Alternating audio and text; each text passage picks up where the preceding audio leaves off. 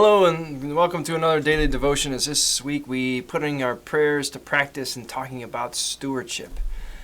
And I always think, people say, well, hey, back with Jacob and Abraham, they gave 10% of all their gifts to the church.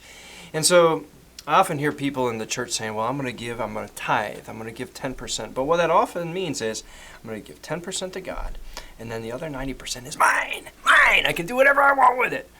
Well, that's not really what it was intended to do. Abraham, Jacob, all the patriarchs, they gave 10% of everything before they touched anything else. The first fruits, the first lamb. So there was no guarantees of a second. So what they needed on next, as soon as it was there to live on, they gave to God. It's an idea, tithing, of everything. It starts with the baseline. Everything I got is a gift from God, including my life, my voice, my mind. And to illustrate this point, I went to a church service when I was on a mission to Kenya. And I'm sitting there in this little ramshackle church, dirt floors, wood benches. And as I'm going in the church, I see a kid with a chicken.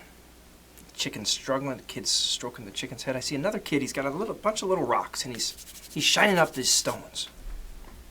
Okay, I don't think much of it. We get into church, and the preacher in the midst of the service calls for the offering. Some people are, adults are coming up, they're bringing up their money. I'm used to that, okay. Putting it in the collection plates. And then here comes this kid with the chicken. And he lets the chicken loose, right there on the altar. Chicken squawking, squabbling around. What's going on here?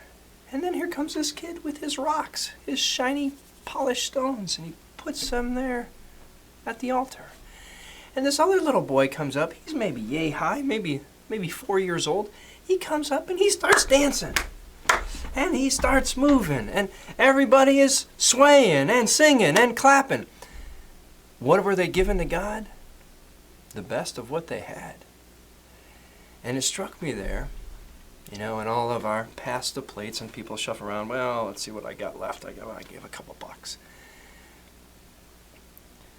The mindset was, when you come before God, you give God whatever is the best thing you can think of to offer. And these little boys in Kenya, this Kenyan village, which was poorer than poor, brought whatever they had to say thank you to God. And their joy of gratitude, these are poor folks, not knowing, giving up a chicken is giving up the next week's meal. And saying thank you, thank you, thank you. For all the times that we say these are third world people, or they don't have what we've got. How blessed are we? Well, maybe they got something to teach us about a generous heart and what giving can look like when we give God our best, whatever we've got.